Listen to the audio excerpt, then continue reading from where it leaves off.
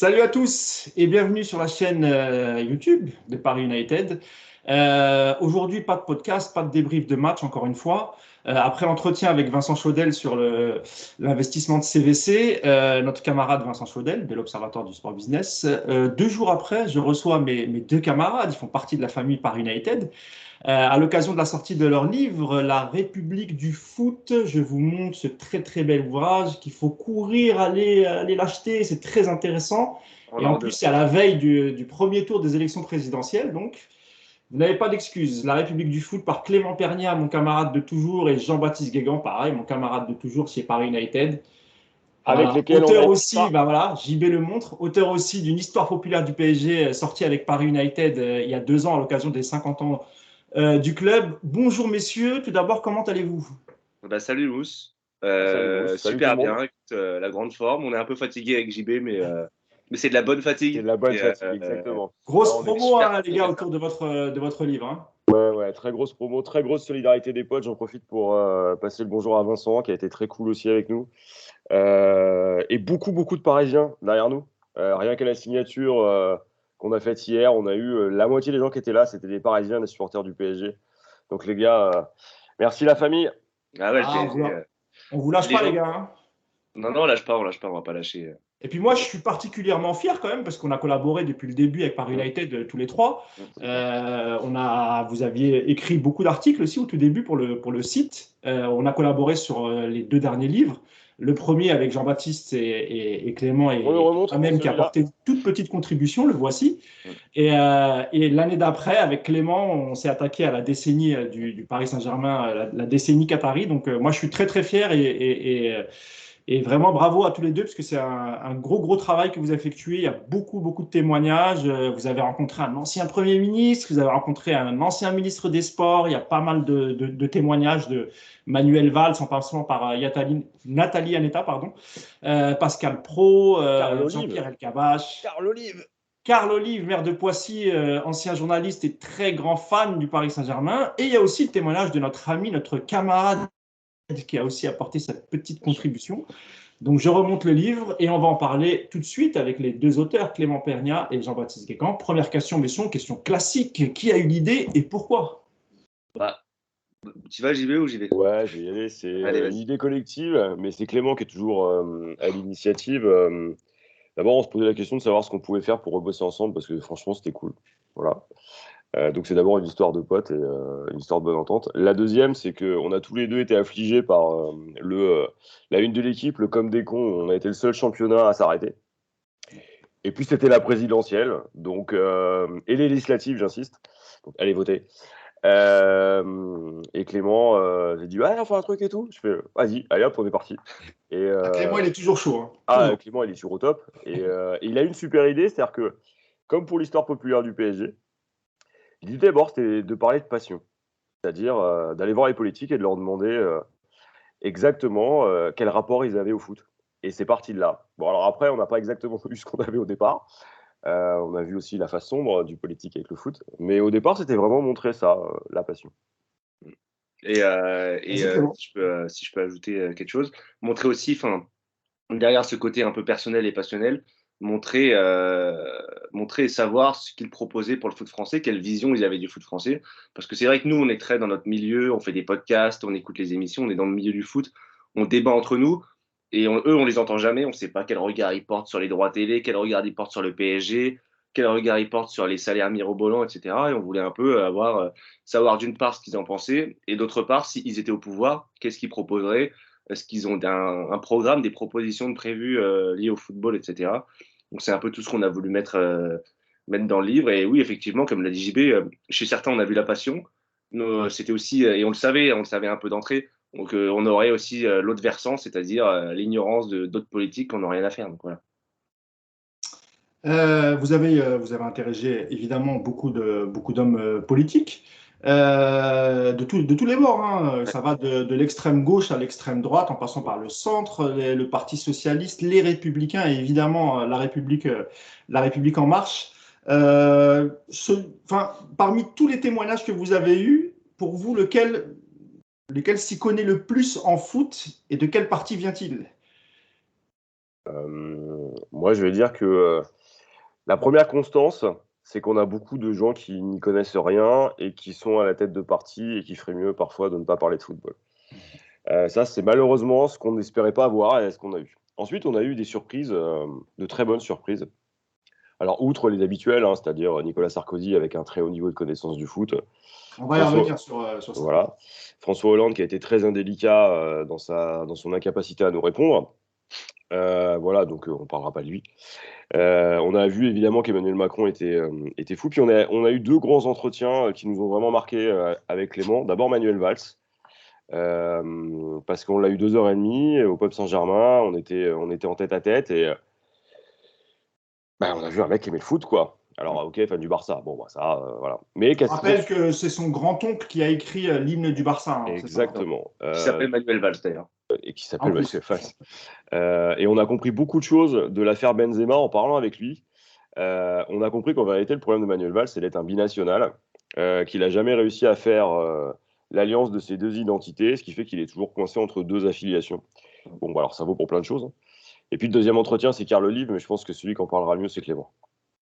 Ouais, oui, Carl Olive, parce que Carl Olive, c'est celui qui est le plus impliqué, qui a été le plus impliqué dans le milieu du foot. Il a été patron des sports de Canal, il a été commentateur, il a été journaliste. Il a aussi été président de club. Là, il va accueillir le centre d'entraînement du PSG à Poissy. Donc, c'est quand même quelqu'un qui est très, très impliqué dans la vie du foot et dans la vie du PSG en particulier. On va pas raconter tout ce qu'il y a dans le livre, mais c'est vrai qu'il suit le PSG depuis très jeune. Il allait au camp des loges. Il a un vrai lien. Il a une vraie, à la fois une vraie connivence et une vraie nostalgie du PSG. On l'a senti dans notre interview. Il y avait beaucoup d'émotions quand il parle du PSG de son enfance, quand il parle de ses souvenirs. Quand il parle de Louis, quand il parle effectivement des premiers matchs. Ouais. De Rocheteau, etc. Et lui, il a une vraie vision. Il a une vraie vision du foot français. Il a une vraie vision des choses sur tous les sujets qu'on a abordés, les problématiques, que ce soit les instances, les droits de télé, le niveau des arbitres, tout.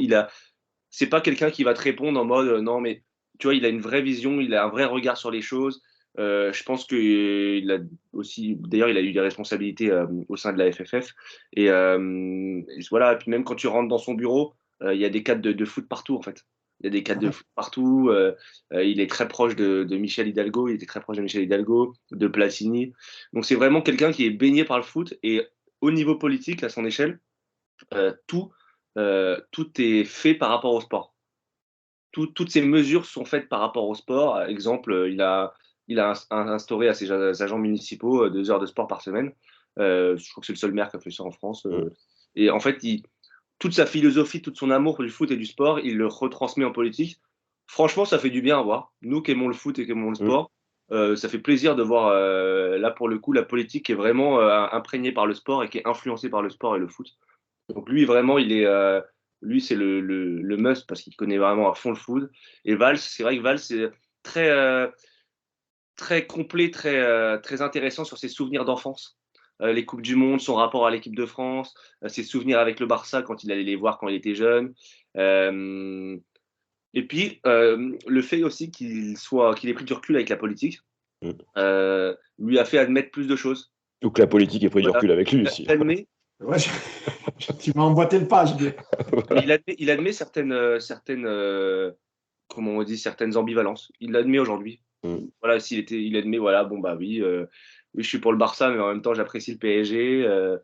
Oui, je suis français, c'est mon pays, mais en même temps, l'Espagne, j'ai un lien. Enfin, voilà. Mais après c'est, voilà, le temps qu'il l'admet, qu'il l'assume, nous, c'est ce qu'il a fait, c'est le principal. Même sur Benzema, excuse-moi. J'allais juste dire Manuel Valls, à qui on avait reproché, rappelez-vous, lorsqu'il était Premier ministre, de s'être rendu à la finale de Ligue des Champions avec, il me semble, avec un avion de la République française. Ça lui avait été beaucoup reproché. Mais c'est vrai que lui, pour le coup, c'est pas fin. C'est un grand socios du Barça. Évidemment, c'est intimement lié à sa vie privée, à sa vie familiale. Donc ça, c'est des choses qu'on peut comprendre. Mais sur le Paris Saint-Germain, et en termes de club et d'hommes politiques, évidemment, c'est Nicolas Sarkozy. D'ailleurs, il est entre guillemets, un peu à l'origine de la venue des Qataris en 2010, oui, 2010, 2011. C'est un véritable amoureux du Paris Saint-Germain, le président Sarkozy. Vous ne l'avez pas eu, malheureusement, même si je sais que vous lui avez envoyé le livre et qu'il vous a renvoyé une très belle lettre pour vous remercier. J'imagine que vous étiez très fier. Mais vous avez eu quand même beaucoup de témoignages de gens qui étaient autour de Nicolas Sarkozy. Et pour le coup, Nicolas Sarkozy, c'est un vrai amoureux du PSG. Vous rappelez dans le livre d'ailleurs qu'il est hypermnésique, c'est-à-dire qu'il a une mémoire incroyable sur l'histoire du PSG. C'est quelqu'un qui peut vous donner le 11 d'un match dans les années 80, par exemple. Alors que nous, même si on a écrit un bouquin sur les 50 ans, même si c'est récent, moi, je serais incapable de vous faire un 11 d'un PSG Nantes dans les années 80. C'est impossible. Mais lui le fait. C'est un véritable amoureux du sport, déjà, Jean-Baptiste, et du PSG en particulier. Effectivement, avec Sarkozy, on a failli l'avoir. Hein. Ça s'est joué un peu. C'était une question d'agenda, notamment d'agenda personnel de son côté. Il est évident que dans un autre contexte, ça aurait été plus simple. Mais en dehors de ça, on a donc retracé tout ce qu'il a fait depuis qu'il est arrivé en tant qu'homme politique visible sur la scène internationale, enfin sur la scène nationale déjà. Et c'est vrai que pour le PSG, il a toujours été, il a suivi un tout petit peu au départ le Red Star parce que c'était le seul club qui était présent localement. Et puis très rapidement avec le PSG, il est devenu amoureux. Et c'est une passion qui dure. Grosse connaissance. Et puis tous les gens qui vous en parlent et qui l'ont croisé vous disent il a le niveau. Et puis il connaît la totalité de l'écosystème. C'est-à-dire qu'il est aussi capable de vous parler d'économie, il est capable de vous parler de plein de choses. Un vrai amoureux du club. Et surtout que c'est le premier président footballeur à avoir compris ce qui pouvait tirer du foot et le rôle vraiment politique du foot. On se souvient par exemple de son intervention lors de la main de Thierry Henry en qualification de Coupe du Monde pour la Coupe du Monde en Afrique du Sud. On se souvient que c'est lui qui s'est vraiment occupé de la situation de Domenech à la fin du Mondial en Afrique du Sud, à tel point que la FIFA lui a demandé gentiment de prendre du champ parce qu'on parlait d'ingérence politique. Et puis, comme le souligne très justement Clément dans le portrait qu'il fait de lui dans le livre en le comparant à Emmanuel Macron, c'est le seul président finalement qui n'a pas eu de chance parce qu'il est tombé sur le pire segment de l'équipe de France depuis 98. Je ne sais pas, Clément, si tu veux en dire quelques mots. Non, mais ce qui est assez drôle, ce qu'on répète souvent, c'est que les présidents les plus connaisseurs, les plus fans qu'on a eus, c'est ceux qui ont eu les pires périodes liées au foot. Et ceux qui là, tu fais le parallèle avec Chirac. Chirac, ouais. Et les deux qui s'y connaissent un peu le moins parmi nos anciens présidents, et ben, c'est les deux qui ont été champions du monde. Donc c'est assez drôle.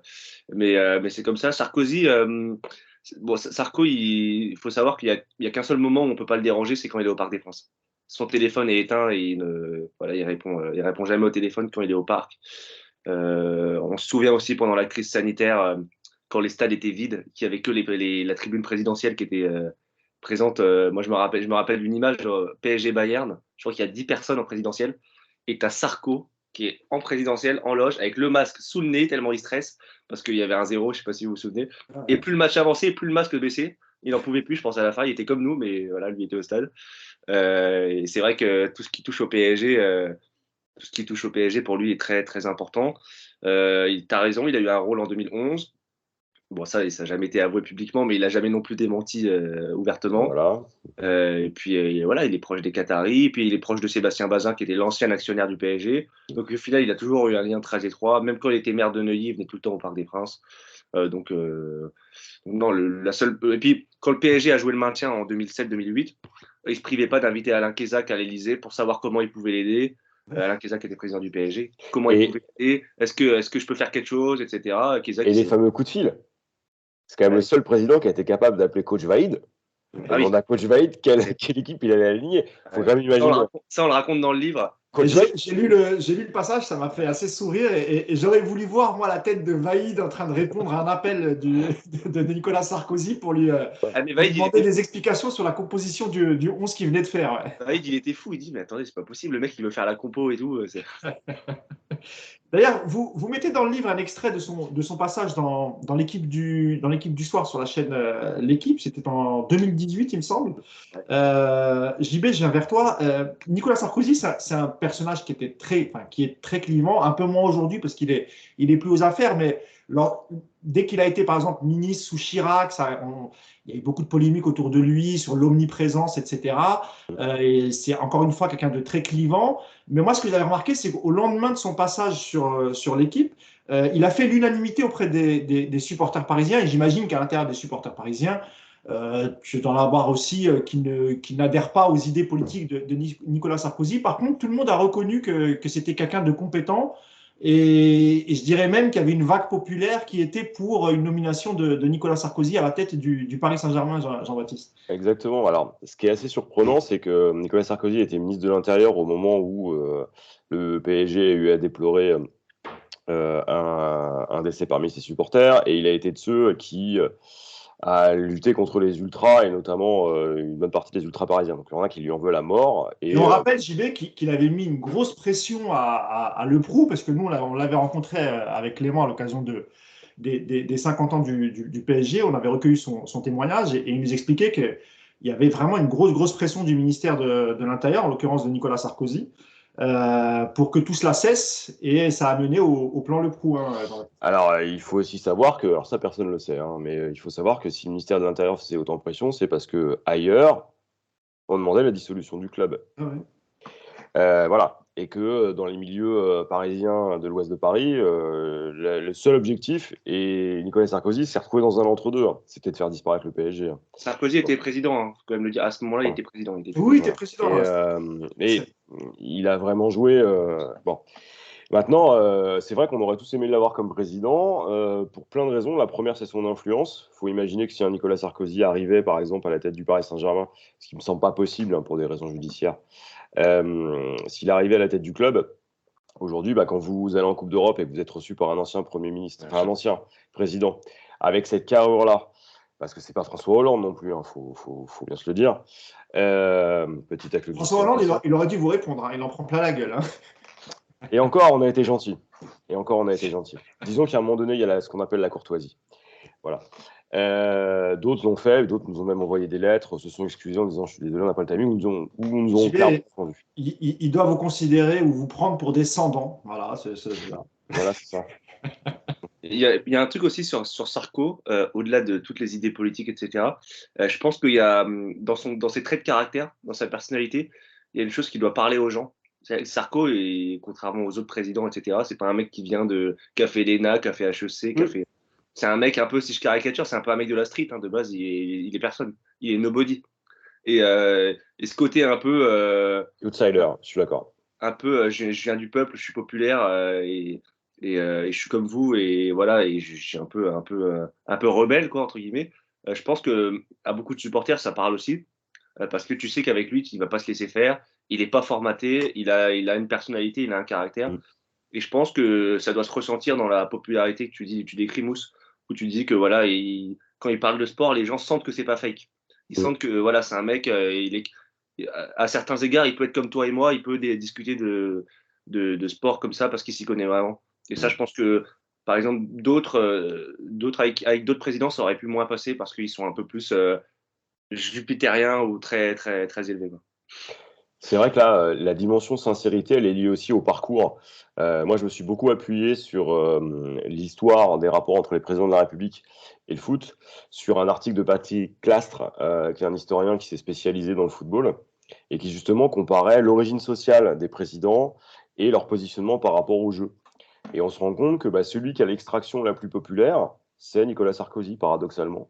Des trois derniers, c'est-à-dire François Hollande, qui vient plutôt d'un milieu favorisé, Emmanuel Macron, pareil. Et donc, on est face à quelqu'un qui, finalement, par ses études aussi, il a une licence de droit, il n'est pas passé par les grandes écoles.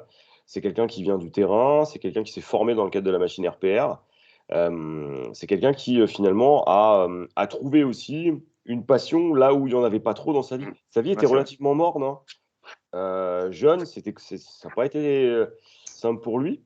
Je peux ajouter sur Sarkozy, parce que j'avais lu une de ses biographies. Il a eu une enfance un peu difficile, et comme tu le dis, il vient d'un milieu modeste. Son père est parti très jeune, a quitté sa mère, et sa mère, même à un moment, s'est retrouvée à faire des ménages, et il n'avait pas les moyens de payer un loyer, de se loger. Ils ont habité chez le grand-père, chez le père maternel, du coup, le père de la maman de Nicolas Sarkozy. Donc, il a passé une partie de son enfance. Il était aussi très bagarreur. Après, ça, on peut le comprendre parce que quand on le voit un peu. Voilà. Moi, j'avais lu un bouquin où clairement il disait en substance que Nicolas Sarkozy, quand il était jeune, n'avait peur absolument de personne. Le gars pouvait faire 3 têtes de plus. Il y allait, il fonçait. Donc, il ne fallait pas se fier à sa petite taille, Nicolas Sarkozy. Donc, voilà, c'était juste pour corroborer tes propos, Jean-Baptiste. Évidemment, voilà, c'est un homme politique atypique qui n'a pas vraiment suivi les mêmes cursus par exemple, d'un Fillon ou même d'un de ses aînés, Alain Juppé, pour ne citer que lui. Je ne sais pas si vous avez d'autres choses à rajouter sur le PSG et Sarkozy. Alors, sur le PSG et Sarkozy, non, mais ce qui est assez intéressant, c'est que c'est un club qui s'est toujours positionné à droite. Il y a Sarkozy parce qu'on le met en avant, mais il y a un énorme rapport avec Chirac aussi. Moi, je pense qu'on en parlera. Maire de Paris pendant presque 25 ans ou 30 ans. Exactement. Et je ne sais pas si tu veux qu'on en parle maintenant, mais oui, vas-y. Le rapport du PSG à Chirac, c'est un rapport ambivalent. Clément a posé la question à Jean-François Lamour, qui a toujours été un très proche de Jacques Chirac. Ancien escrimeur qui est devenu ancien médaillé olympique, ancien ministre des Sports. Médaillé aux Jeux Olympiques, doublement médaillé, il me semble. Exactement. Et puis surtout, une personnalité formidable qui nous a donné un entretien absolument incroyable. Voilà. Et ce qui est intéressant, c'est qu'il nous raconte finalement ce qu'était le PSG pour Jacques Chirac. Ça a été un problème d'abord. C'est-à-dire que c'était un sujet qu'il fallait traiter. Ça n'a jamais été un atout. Il n'a jamais suivi les résultats du PSG. Il nous disait même qu'il était très rare de voir Jacques Chirac au parc. Je crois qu'il n'y allait pas. Hein. Il n'y allait pas. Il me semble qu'il y allait. Alors, il a dû aller à l'époque où le Parc des Princes accueillait les finales de Coupe de France, les équipes nationales, etc. On a des images où il descend sur la pelouse. Voilà. C'était la tradition de tout le monde. Parce que c'est le protocole et parce qu'en tant que président, mais il n'était pas du tout au fait des résultats. Par contre, il a eu une importance considérable pour nous. C'est qu'au moment où Borelli a plus d'argent, au moment où le club est vraiment en difficulté et sur le point de mettre la clé sous la porte, il apprend que Silvio Berlusconi lorgne le club. Et donc là, il réunit, donc il met un coup de pression à la totalité de son staff. Il leur dit, les gars, il faut me trouver un repreneur français. Il est hors de question qu'avant la prochaine échéance politique, parce qu'à ce moment-là, on n'est pas loin d'élections, le club passe aux mains de Silvio Berlusconi, qui à ce moment-là a déjà le Milan AC, qui a déjà le groupe Mediaset. Qui démarre son ascension à Berlusconi. Hein, exactement. Je crois qu'il a déjà la 5 à ce moment-là. Et il n'a pas envie d'avoir un danger supplémentaire qui vienne de l'extérieur. D'autant qu'avec son programme de l'époque, il est plutôt conservateur et centré sur le pays. Et se déroule une aventure absolument dingue. En 48 heures, il sollicite la totalité des patrons du CAC 40. Et jusqu'à finalement Lagardère, hein, celui qui avait initié Matra Racing. Et Lagardère leur dit, si vous n'avez rien à la fin du week-end, je reprends le PSG. Je ne sais pas si vous imaginez ce que ça implique hein, pour nous maintenant. Et dans l'intervalle, il discute avec le tout Paris. Et donc, Kézak, vous le raconterez aussi, à ce moment-là, il se passe quelque chose. C'est Canal+ est au courant de ça. Canal+ a les droits de la première division. À ce moment-là, c'est pas encore la Ligue 1. Et avec Rousselet et Lescure, ils discutent. Et ils disent, bon, bah, c'est simple. Rousselet, Jean-Baptiste, qui est un proche de François Mitterrand. Hein. Exactement. Donc, très proche de François c'est pas du tout le même camp. Et à un moment donné, ça va constituer un problème. C'est pour ça que j'apporte la précision. Voilà. Et malgré tout, en quelques heures, ils décident de racheter le club. Et la grande période qu'on connaît, c'est-à-dire les 7 premières années du mandat de Canal, marquée par l'ère Denisot, en gros, c'est l'ère des victoires, hein, vient en vérité d'un acharnement de Jacques Chirac et de son entourage à faire tout pour éviter que le PSG ne tombe dans l'escarcelle de Berlusconi. Et c'est là où on voit l'importance du politique dans le foot, mais aussi l'importance du football pour le politique. Ils ne peuvent pas passer outre, ils ne peuvent pas ne pas s'en occuper. Ça, c'est ce que nous a dit Lamour. Vous avez beau détester le football, ne rien y comprendre, comme c'était le cas de Jacques Chirac. Par contre, vous êtes face au premier sport populaire, le premier sport regardé, celui qui génère le plus d'attention et celui qui parle à vos administrés. Donc, c'est un sujet. Et en l'occurrence, lui, c'était devenu véritablement un sujet d'importance capitale. Donc, pour Jacques Chirac et évidemment la mairie de Paris. Hein. Clément, tu voulais ajouter une dernière chose. On va parler d'autres sujets, évidemment, mais en tout cas sur la relation entre Sarkozy, Chirac, le Paris Saint-Germain. Non, sur Chirac et le PSG, je pense que JB a tout dit. Puis après, bon, il y a Chirac président, mais je pense que tu veux qu'on en parle. On va en parler juste après. Ouais. Voilà, bon, bah vas-y, je te laisse me lancer. En fait, moi, j'avais une question pour vous, messieurs. Tout le monde se souvient de la victoire de la France en 98, la liesse, le pays en folie. Ça a duré quand même pas mal de jours après la victoire. On se rappelle évidemment du fameux défilé sur les Champs-Élysées. On se rappelle aussi de l'image de Zizou en hologramme affichée sur l'arc de triomphe, les Zizou présidents. Mais surtout, on se rappelle de cette formule que j'aime pas beaucoup d'ailleurs, la France Black Blanc Beurre 98. Il faut rappeler le contexte. Chirac est président de la République, mais il vit j'ai oublié le mot. Cohabitation. Voilà. Donc il est en cohabitation avec le gouvernement Jospin. Donc Chirac profite un peu, parce que là, le pauvre, lui, il perd les élections législatives. Non, il dissout. C'est ça, il dissout. Il dissout l'Assemblée nationale.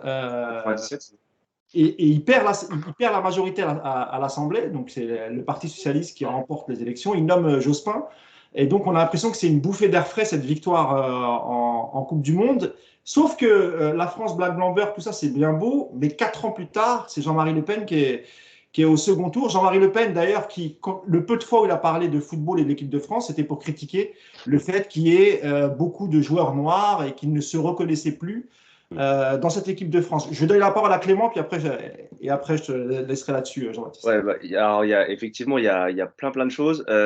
Bon, déjà, sur 98, tu as raison. Pour Chirac, c'était une vraie bouffée d'air frais. Parce que Chirac, de base, le football, le foot, comme l'a dit Jean-Baptiste, c'est pas trop son truc. Chirac est proche des sportifs, mais moins du sport. Il a toujours entretenu un lien privilégié avec les sportifs. Il les aime bien, il les sent bien, il les teste un peu, et ça a toujours été un truc des personnalités qu'il a appréciées. Et avec la Coupe du Monde en France, il s'est un peu intéressé au foot.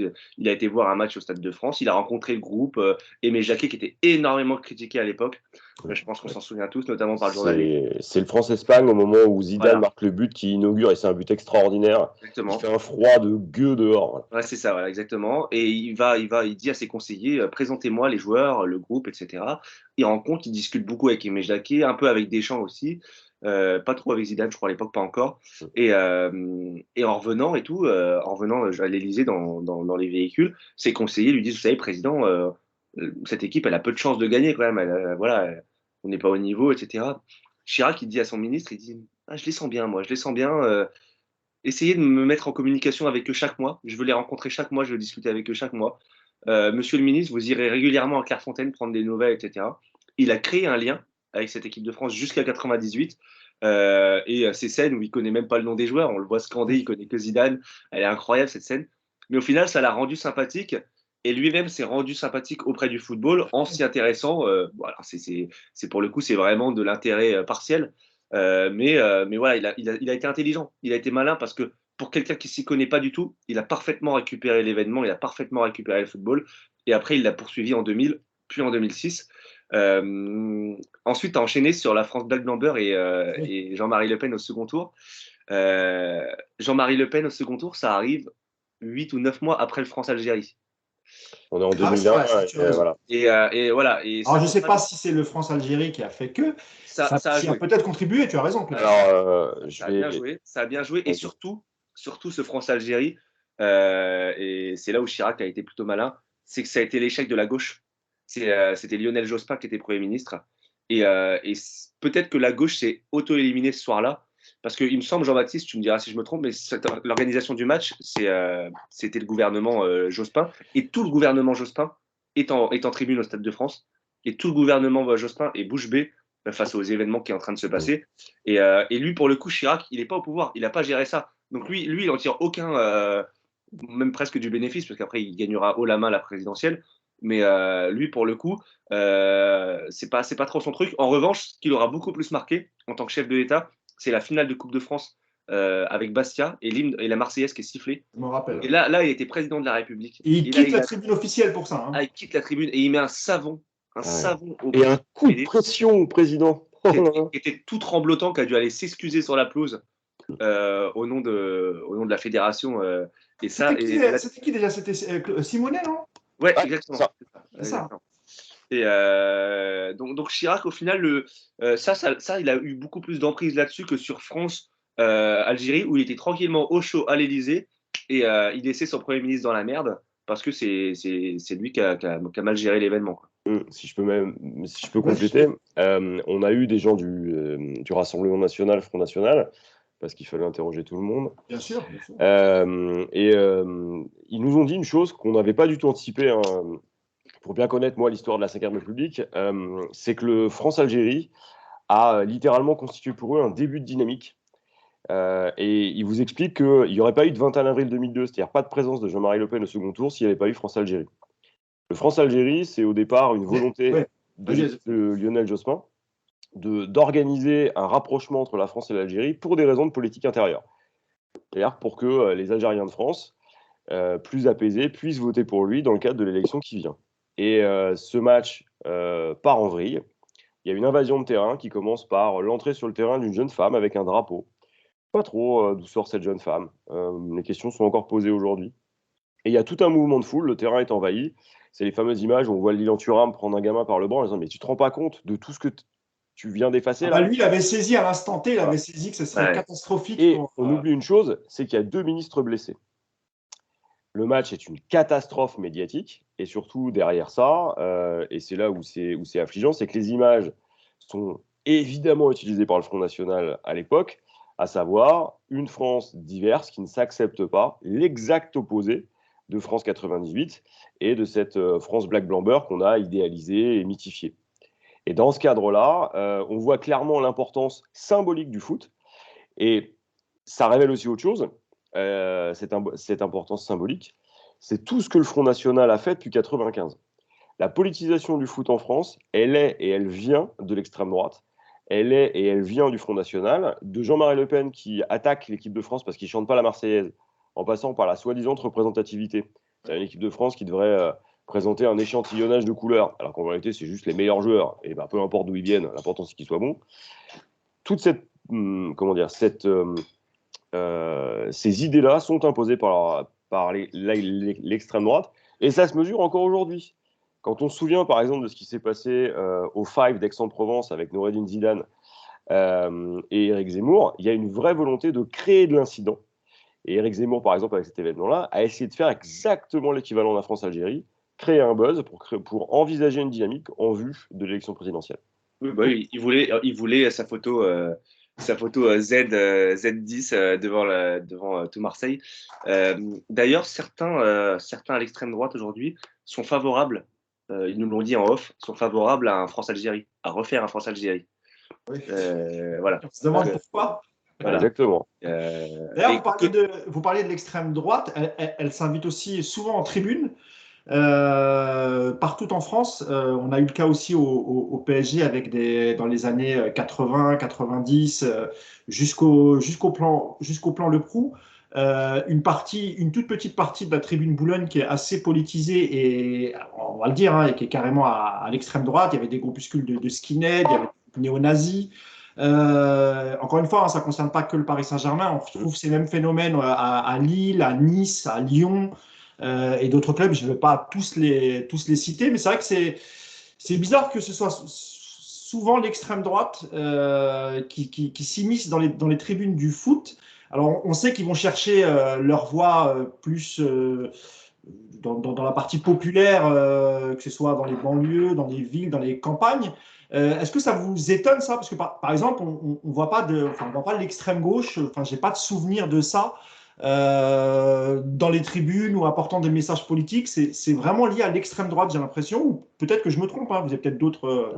Moi, je lancerai un peu, alors on reviendra sur l'extrême droite après, mais je me souviens par exemple de la tribune Auteuil au départ. La tribune Auteuil, les valeurs de la tribune Auteuil au début, c'est les valeurs de gauche. C'est vrai, c'est la diversité, etc.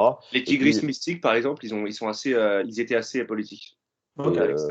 Voilà. Et puis si on se souvient aussi alors là je parle de Marseille parce que leur histoire elle est liée à la nôtre, les South Winners, ceux qui sont en orange avec leurs blousons retournés, c'est une réponse justement à l'extrême droitisation des supporters parisiens.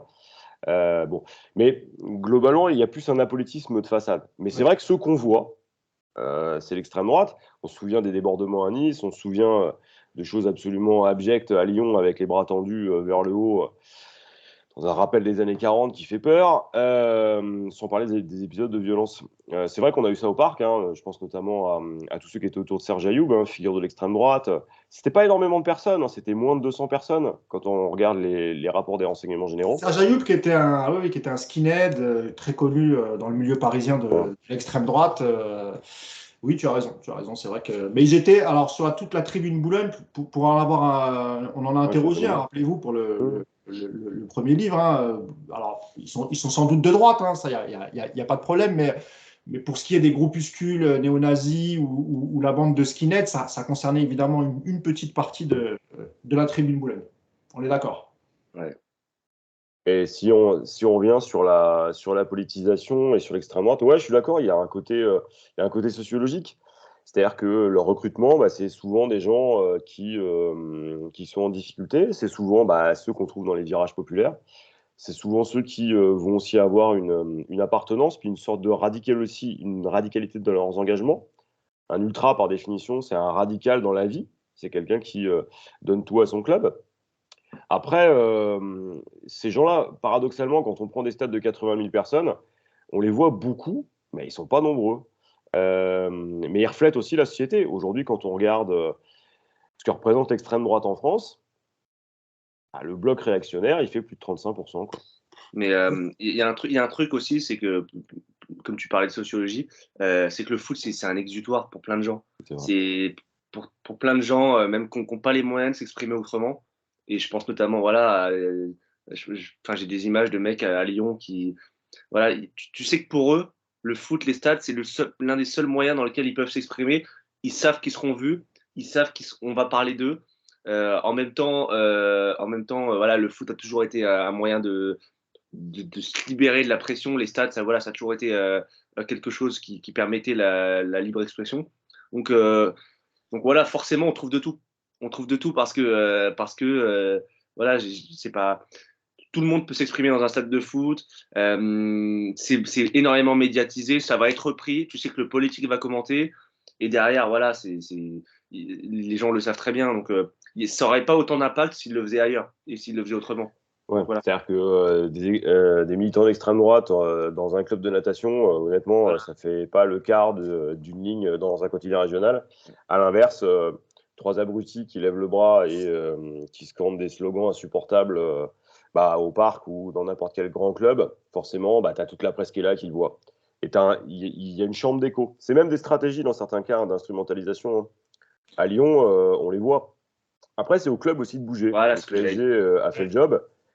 Force est de constater que dans d'autres clubs, on ne citera pas les noms, on les a déjà évoqués, c'est loin d'être le cas. C'est au tour de Jean-Michel Aulas de faire bouger un peu les choses. Voilà, on lui envoie le petit message. Récupération politique et football, je pense que ça va très très bien ensemble. Oui. En France, je vais vous citer quelques cas où les politiques ont tenté de récupérer.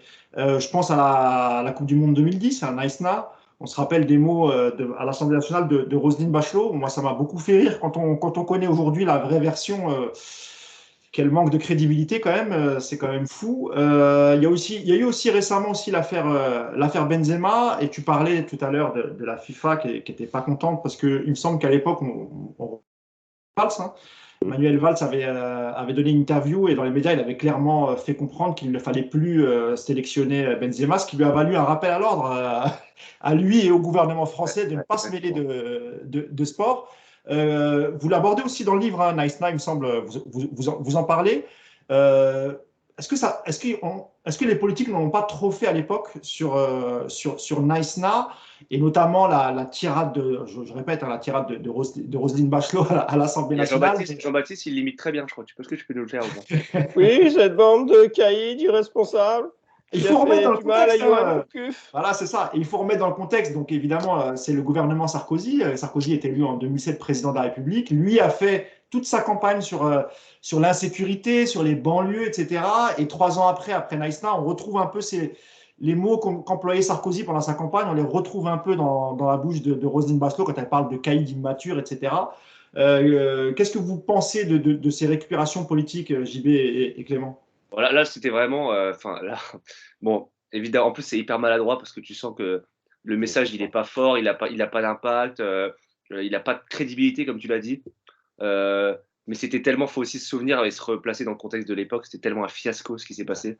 C'est une honte absolue. Et même nous, quand on en parle aujourd'hui, franchement, ils méritaient d'être lynchés comme ça, les mecs, parce que c'était vraiment des abrutis complets. Après, ça c'est complètement mérité. Ils l'ont apprécié. Voilà, non, mais bon, même eux, je pense qu'ils le savent. Mais après, sur tout ce qui est récupération, quand tu récupères le foot, il faut le faire dignement et à droite et habilement. Et quand c'est Bachelot qui le fait, si Sarko à la rigueur avait pris la parole, bon bah Sarko il est crédible parce qu'il connaît le foot. Mais quand c'est des gens, parce que tout le monde s'en était mêlé à l'époque, hein. L'extrême droite, Bah oui. je crois que c'était Jean-Marie encore à l'époque, Jean-Marie Le C'est tout le monde s'en était mêlé. Et tu peux t'indigner, tu peux dire que c'est pas bien, mais derrière, il faut avoir un vrai discours, il faut avoir un discours structuré, il faut essayer de trouver les causes, il faut essayer de trouver les solutions. Et là, bon, c'était vraiment, tu as raison, c'était vraiment un discours, cette bande de racailles et tout machin. Ça n'avait aucun sens. Et les gens le voient, les gens le sentent. C'est comme Jean-Luc Mélenchon à Marseille. Jean-Luc Mélenchon à Marseille qui en 2018 surfe sur un peu sa vague de popularité du moment et se rend à Marseille pendant l'épopée européenne de Ligue Europa, je ne sais pas si vous vous souvenez, et il met un selfie au Vélodrome à l'LOM. Enfin, nous, on a rencontré des députés dans son camp et pas dans son camp, qui étaient au stade à côté de lui et qui nous ont dit mais il ne connaissait rien, il ne connaît même pas les règles. Il demandait aux gens à côté c'était quoi les règles. Donc, et ça, les gens le savent. Et d'ailleurs, il l'a plus du tout refait depuis parce que voilà, les gens l'ont grillé que c'était pas du tout un supporter de l'OM. Donc, en l'affaire Benzema, c'est encore différent parce que Valls, pour le coup, alors Valls, c'est marrant, c'est qu'en fait, il n'était pas du tout censé en parler. Il a fait l'interview d'1 heure chez Europe 1. Il nous raconte ce qui se passe et tout. Voilà, il parle de tous les sujets. Il y a un vrai conflit. Je crois que je me demande si c'est pas l'Ukraine déjà à l'époque qui était sur le. Ah, il me semble que c'est 2015 l'affaire.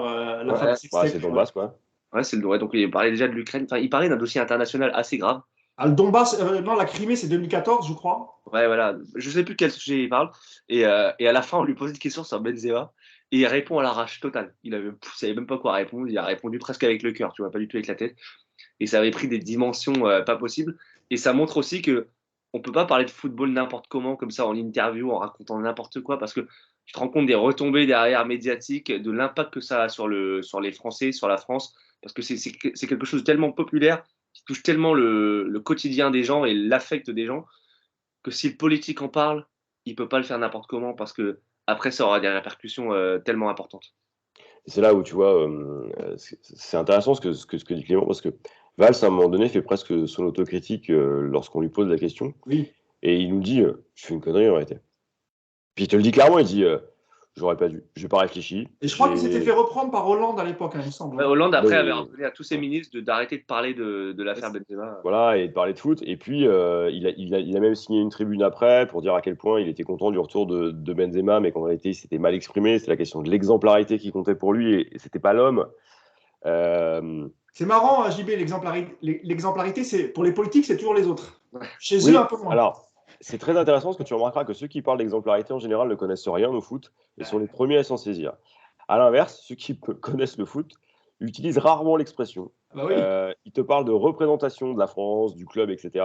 Mais ils vont jamais plus loin parce qu'ils savent. Et on s'est rendu compte en faisant le bouquin que tous ceux qui avaient une vraie connaissance du foot ne jouaient pas avec ça parce qu'ils savaient d'abord l'importance que ça avait, la capacité de médiatisation et surtout le fait que tu peux te faire bâcher par des dizaines de millions de personnes en une fois. Et qu'en l'occurrence, tu ne prends pas de risque. À l'inverse, tous ceux qui ne connaissent pas le foot sont les premiers à essayer. J'ai 2-3 exemples qui me viennent en tête. Dany Delgo en passant par Cédric Villeni qui allait au Parc Saint-Germain. Parc Saint-Germain, ouais. Voilà. Christine Boutin qui avait essayé à un moment donné, l'ex-candidate d'extrême droite, catholique, intégriste, de faire aussi des gorges chaudes avec le foot. Aujourd'hui, tu te rends compte que il vaut mieux pas en parler. Et le souci, c'est que ceux qui n'en parlent pas montrent aussi qu'ils sont incompétents dans le domaine. Et donc, si tu veux être un vrai élu et si tu veux savoir pour qui voter, eh ben, il suffit de faire une seule chose. C'est de regarder ce que les hommes et les femmes politiques disent du foot. Le meilleur indicateur pour savoir si un homme politique est au niveau, c'est d'aller le chercher là-dessus.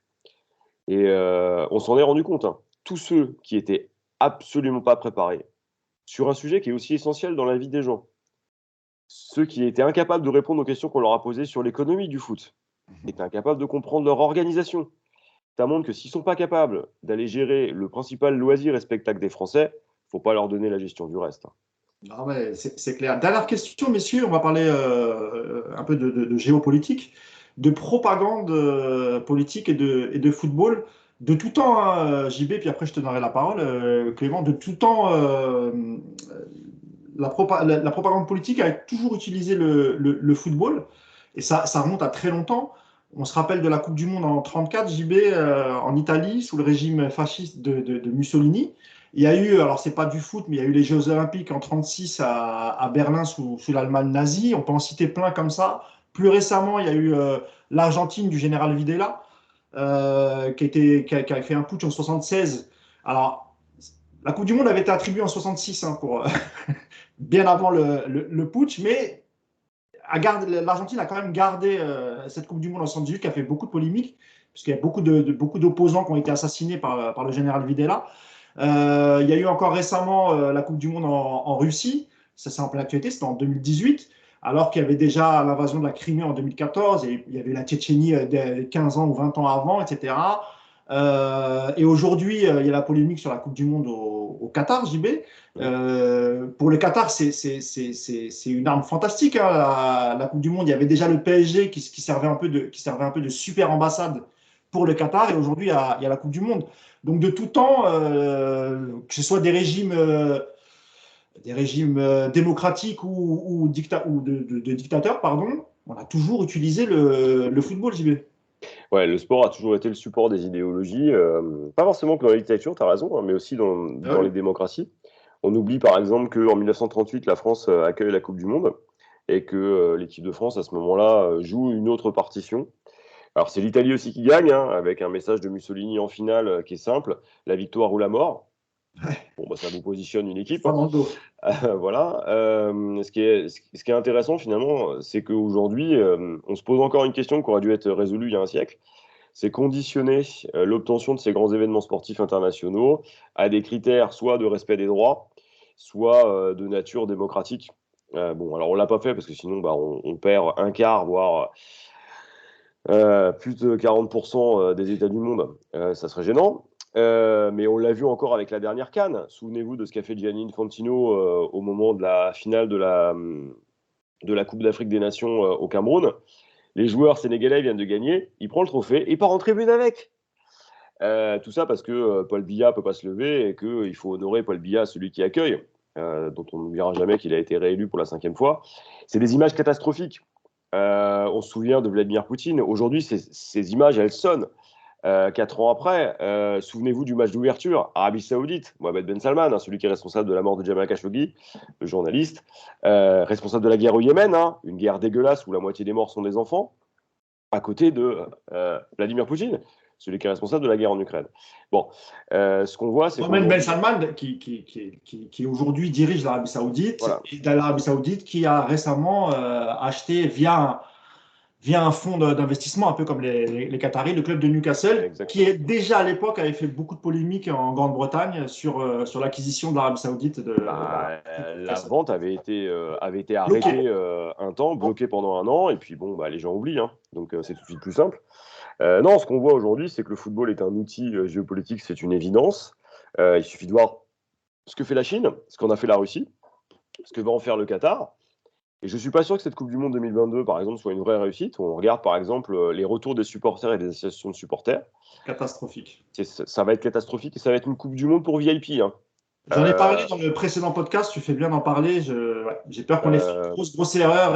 Ouais, ça risque d'être très compliqué. Plus j'ai de retours, moi, de ce qui se passe là-bas, plus l'inquiétude monte et plus je me dis que ça va être compliqué.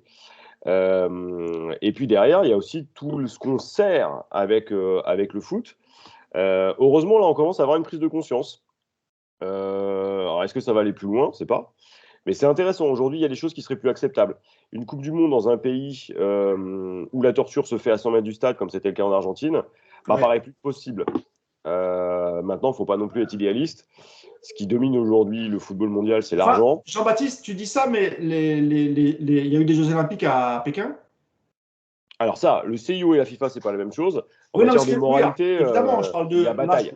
j'élargis un peu plus Ah, mais t'as raison, hein. aux Jeux Olympiques parce que c'était très récent en Chine et on avait eu le massacre des Ouïghours. Enfin, tous les médias en Voilà. ont parlé et ça n'a pas empêché la Chine d'organiser les Jeux Olympiques. Ouais, mais c'est tout le problème, c'est-à-dire qu'aujourd'hui, alors là, je vais utiliser un gros mot, mais c'est ce qu'on appelle la conditionnalité, et puis finalement le rapport à la probité. C'est-à-dire que vous ne pouvez plus normalement avoir un événement sportif qui soit supporté par des régimes qui sont attentatoires aux droits, aux libertés, minorités, droits des femmes, droits des travailleurs. Quand on regarde le Qatar, par exemple, la question du sort des travailleurs pakistanais, de ceux qui viennent du Bangladesh et de ceux qui sont instrumentalisés, elle est insupportable.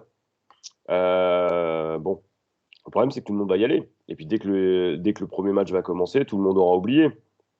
Bon. Je peux dire un mot là-dessus et après je te donnerai la parole, Clément, parce qu'on a beaucoup critiqué le Qatar et les morts sur les chantiers. Et j'ai écouté récemment, il n'y a pas très longtemps, Thibault Leplat qui était dans l'after. Ils ont fait un débat là-dessus et il a sorti une stat que je ne connaissais pas. Je ne sais pas, je vous la donne, hein, puis je ne sais pas si vous la connaissiez. Sur les chantiers en France, tous les ans, il y a à peu près 200 morts. C'est 300. Beaucoup plus, voilà, 200 ou 300 même, c'est beaucoup plus que ce qui s'est passé au Qatar. Ce n'est pas une excuse, mais c'est vrai que souvent, on prend cet exemple-là, et on a raison de le prendre, attention. Hein. Mais c'est vrai qu'on a l'impression parfois de faire la leçon aux autres, alors que chez nous, les conditions parfois ne sont pas terribles aussi. Il faut savoir, sur les chantiers, par exemple en France, c'est quasiment que des clandestins. Vous rentrez dans n'importe quel chantier en France, il y a beaucoup de reportages sur l'URSSAF qui font des contrôles, etc. Et en règle générale, 90% des personnes qui sont sur les chantiers en France, et parfois des chantiers publics, hein. C'est-à-dire, vous pouvez trouver un clandestin en train de rénover un commissariat. C'est complètement fou quand même. Donc voilà, c'était juste pour faire une parenthèse. Et évidemment, il faut quand même condamner ça et en parler. Et évidemment, tu as raison, Jean-Baptiste. C'est vrai que voilà. Alors parfois, c'est ce que je fais beaucoup. C'est un peu similaire. Voilà. La stat de Thibaut a été, c'est parce qu'on a discuté ensemble, c'est moi qui la lui ai donnée. Ah bah, bravo Jean-Baptiste. Je ne connaissais pas l'origine des stats, je l'ai. La stat en France, elle est à peu près de 300 morts par an et elle correspond finalement à justement tous ceux qui ne sont pas en situation de sécurité, qui meurent sur les chantiers. Exactement. Au Qatar, on a parlé des fameux 6500 morts sur 10 ans, ce qui fait 650 morts, c'est-à-dire 2 fois plus que le nombre de morts en France, ce qui serait très étonnant vu l'ampleur des constructions. Et en réalité, on se rend compte que ces 6500 morts, c'est un chiffre qui venait du Guardian, correspondent davantage à une opération de communication politique probablement menée par soit l'Arabie Saoudite, soit les Émirats Arabes Unis. Ouais. Après, quand vous avez l'Organisation internationale du travail qui vous dit qu'il n'y a que 50 morts, en 10 ans, bon là je rigole, c'est pas 50. Par contre, quand vous discutez avec des gens du Qatar en off, ils vous disent qu'ils sont prêts à accepter un chiffre allant jusqu'à à peu près 1 millier de morts. Et il vous explique aussi une autre chose, c'est que oui, il y a eu des efforts de la part des autorités du Qatar sur le sujet. Après, il ne faut pas se leurrer, les autorités, c'est pas tout. Il y a plein d'entreprises qui bossent, dont certaines se foutent royalement de ce qui se passe pour leurs travailleurs. Et la majeure partie viennent du reste du Golfe, du Bangladesh, d'Asie. C'est souvent aussi des travailleurs musulmans. Donc on met dans des situations extrêmement périlleuses. Il y a eu un très bon papier qui est sorti dans Le Temps, là, il y a une semaine, de Quentin Chemin, je crois, sur le sujet. Quotidien suisse, hein, Le Temps. Hein. Ouais, c'est ça, c'est un quotidien suisse. Et il est allé, lui, littéralement, là où vivaient les travailleurs. Les conditions sont insupportables. Et les autorités qatariennes essaient de réguler, mais elles ne peuvent pas réguler tout. Et puis, en certains cas, ça arrange tout le monde. Donc aujourd'hui, le Qatar doit faire un effort supérieur à ce qu'il a déjà fait, supérieur à celui aussi fait par ses voisins, parce qu'on oublie les Émirats Arabes Unis, l'Arabie Saoudite, le Bahreïn. Ce n'est pas non plus des terres de vertu. Il ne faut pas non plus oublier qu'on a aussi, nous, des choses à faire chez nous, parce qu'il est insupportable qu'on meure sur un chantier, en tout cas aujourd'hui dans ces conditions-là. La mort peut arriver parce qu'on est sur des choses extrêmement dangereuses, mais pas de manière aussi importante. Et la question au Qatar, en vérité, c'est qu'on l'a masqué. Et ce qu'on a surtout masqué, c'est l'indemnisation des familles. Aujourd'hui, quand vous êtes un travailleur du Bangladesh, que la seule chance que vous avez, c'est que votre père émigre pour aller bosser et qu'il meurt sur un chantier à cause d'une insolation, d'une crise cardiaque, et qu'en face, on ne vous renvoie pas les affaires, on ne vous renvoie pas le corps, on vous demande même de payer, et qu'on ne vous verse pas les arriérés de salaire ni un dédommagement, ça, c'est insupportable. Et aujourd'hui, le vrai problème au Qatar, il est là. C'est que tant qu'on n'aura pas une vraie éthique autour de ça, ça sera compliqué de leur faire confiance. Chaque match qui se jouera aussi avec cette arrière-pensée. Et ça affectera leur software. Alors, désolé pour le côté sérieux. Hein, mais... Non, mais c'est bien d'en parler. Et on va conclure avec Clément, parce que dans le cadre de ton dernier livre qu'on a fait avec Paris United, hein, sur la décennie Qatari, tu as eu l'occasion, hein, de parler avec des Qataris. C'est un enjeu quand même très, très important, cette Coupe du Monde, que ce soit l'organisation, l'ambiance qu'il va y avoir, tout ça. Voilà, est très, très scruté par les Qataris et très important pour leur image. Tu te rends compte, il y a 2 événements au monde, je pense, qui mettent en avant, qui mettent en lumière une nation.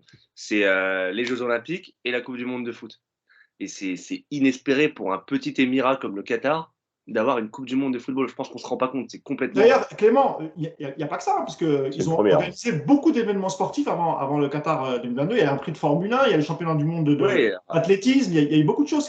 Là, c'est quand même un truc. Enfin, on ne se rend pas compte, mais la dimension planétaire, la médiatisation, le rayonnement à l'international, c'est incroyable. C'est inespéré. Une Coupe du Monde de foot pour un si petit pays, c'est essentiel. Donc, oui, pour le Qatar qui base une partie de sa stratégie de soft power, c'est-à-dire de rayonnement à l'international par le sport depuis 10 ans sur le foot, avec le PSG, mais aussi à travers les médias, avec beIN Sport, tu as parlé des sports auto, et là, évidemment, l'apogée, le Graal, la Coupe du Monde, enfin, c'est l'image que va renvoyer le pays, et l'événement est absolument fondamental. C'est l'aboutissement de toute une stratégie presque qu'ils ont entrepris, alors elle va continuer après, hein, mais qu'ils ont entrepris depuis 15-20 ans en Occident et à travers le sport. Et franchement, ça dépasse même le Qatar, hein, parce que tu en as parlé tout à l'heure quand tu as voulu élargir avec la Chine. Quand on pense à Vladimir Poutine, par exemple, on n'en parle pas assez, mais les sanctions qui touchent le sport en ce moment, c'est vraiment c'est pas à négliger pour lui.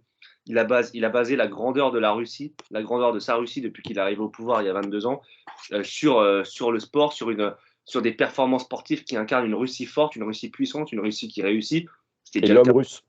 Voilà. Il ne faut pas oublier que Gazprom était le sponsor officiel de la Ligue des Champions quand même. Hein. Et là, il perd tout. Il perd tout ce qu'il a bâti avec les JO de Sochi en 2014, la Coupe du Monde en 2018. Tout est réduit à néant avec l'élimination, enfin la disqualification de la Russie, la Ligue des Champions qui n'aura pas lieu, l'exclusion des Jeux paralympiques à Pékin. Et c'est pas à négliger parce que c'est vraiment essentiel dans une stratégie. Et d'ailleurs, pendant la guerre froide, l'URSS basait énormément sur le sport. Je pense que Jean-Baptiste, tu peux confirmer. Pour montrer, c'était un argument de puissance. En mode, on est au-dessus, on est supérieur, on est tout en haut. Et Poutine, il a continué ça. Il a voulu continuer avec la performance des athlètes russes. Et pour les pays comme ça, pour les pays qui veulent rayonner à l'international, qui veulent marquer de leur empreinte la géopolitique, le sport, c'est essentiel. Donc, que ce soit pour la Russie ou pour un petit État comme le Qatar, c'est vraiment le foot, la Coupe du Monde de foot et le sport en général, c'est absolument essentiel. Et c'est là où il y a une vraie limite parce que, bon, alors moi j'ai fait pas mal de bouquins sur le sujet, donc des bouquins sérieux. Il y en a. Tu es un spécialiste de la géopolitique, Jean-Baptiste. Je suis un des spécialistes sur le sujet, et notamment avec Lucas Aubin, on a un atlas qui sort sur le sujet, on a un repère à la découverte sur le sujet, et j'ai ma nouvelle version de la géopolitique du sport qui sort là bientôt. Tu as mon adresse, hein. Ah bah t'inquiète, hein. Puis je pense que les gars, on est parti aussi avec Clément pour en faire un autre sur ça, c'est-à-dire en dehors de France. Mais là, vous êtes partis pour faire des encyclopédies, les gars. Là, personne ne vous arrêtera là, à ce niveau-là. Tu nous feras la préface, Mousse. Mais en tout cas, c'est la famille, donc nous, on mettra toujours en avant votre travail. Je pense qu'on l'a jamais assez dit, ça. Bon, on va arrêter par la géopolitique du sport, parce que c'est chiant. Là, c'est le spécialiste qui en parle. Merci à la famille Paris United, parce que honnêtement, vous avez tous été derrière nous, vous avez retweeté, partagé, vous êtes venus signer, vous avez acheté le livre. Vous en avez très bien parlé alors que vous n'étiez pas payé du tout pour ça. Non. Alors qu'on a essayé de corrompre plein de gens avec Clément, mais on n'a pas réussi. C'est très gentil, JB. Là, on va s'auto-congratuler. Hein. Désolé pour ceux qui nous regardent, hein, mais c'est à moi de vous remercier parce que, encore une fois, depuis le début de l'aventure, vous êtes avec moi. On a coécrit 2 livres ensemble sur le Paris Saint-Germain. Même si aujourd'hui le livre ne sort pas avec Paris United, moi je suis très content pour vous. Évidemment que si le livre est intéressant, c'est aussi parce qu'il est intéressant et qu'il est bon et que je vous connais, que je le mets en avant. Si le livre a été bidon, D'abord, je vous l'aurais dit en face, les gars. Non, on va pas en parler. Bah oui, ça, on te fait confiance. Ça Là-dessus. Mais non, moi, je suis très heureux pour vous. Le livre, en plus, est meilleure vente partout. Hein, Amazon, Fnac, super démarrage. Je remonte le livre. On aurait pu parler de plein de choses, mais je ne vais pas spoiler. Je veux que les gens le découvrent. On aurait pu parler du foot sous De Gaulle, sous Giscard. On se rappelle des images de Giscard en short. En train de jouer au foot. Torse-poil, en train de faire une. Évidemment, on a vu aussi François Hollande Alors, pas torse-poil. Son maillot. Pas torse-poil, sinon on serait plus là. On aurait eu un choc post-traumatique. Hein. Et plus récemment, Emmanuel Macron, évidemment, je crois que c'était avec le Variété Club de France. On à Poissy. En tenue de foot. En tout cas, moi, je vous le recommande à fond, les gars. C'est veille de premier tour d'élection présidentielle. Donc, courez l'acheter. Il y a plein d'anecdotes, plein de témoignages. Honnêtement, vous allez vous régaler. Faites-moi confiance. Très bon Clément Pernia. Excellent Jean-Baptiste Guégan. Avec du Yacine et du Hugo dedans. Du foot. Même passion, mais bon, pas le même parti, mais la même passion. Voilà, c'est ça. Un dernier mot pour conclure, messieurs? Non, attends, parce que moi, j'ai pas eu le droit de dire, j'ai pas eu le droit de remercier, moi. Vas-y. Remercier tous ceux moi, ce que je voulais dire, c'est qu'avec Jean-Baptiste, on fait énormément de promos, mais nous, ce qui nous tenait à cœur, c'est de faire PU, parce que c'est la famille, on voulait faire cette émission, on savait qu'on serait chez nous, et puis voilà, puis c'est la famille, donc voilà. Ouais, je l'ai mis, les gars. Voilà, petite dédicace, c'est ma classe de première S, avec mon nom dedans. Ils m'ont offert ça pour mon anniversaire. Voilà. Énorme. Okay. Ça prouve que tu as un prof qui est super cool. Si tes élèves t'offrent un cadeau, c'est que. Ouais, ou alors ça veut dire que je les saoule en permanence avec le c'est plus ça. Ou tu les as menacés, je ne sais pas. Non, j'ai pas ce pouvoir-là. Par contre, je les saoule vraiment. Hein. Merci en tout cas, Jean-Baptiste Guégan, Clément Pernia. Une dernière fois, je le montre, la République du football avec mes amis. Les amis Paris United, Jean-Baptiste Guégan, Clément Pernia. Merci de nous avoir suivis. J'espère que cet entretien vous aura plu, vous aura intéressé. Et je vous encourage encore une fois à acheter le livre. Et nous, on va se retrouver peut-être demain d'ailleurs pour le débrief de Clermont Foot Paris Saint-Germain. Et oui, une superbe affiche. On va encore rêver les étoiles plein les yeux, les amis. Donc, je vous dis à demain pour le débrief du match. Et à bientôt sur la chaîne Paris United. Ciao. Merci. Ciao.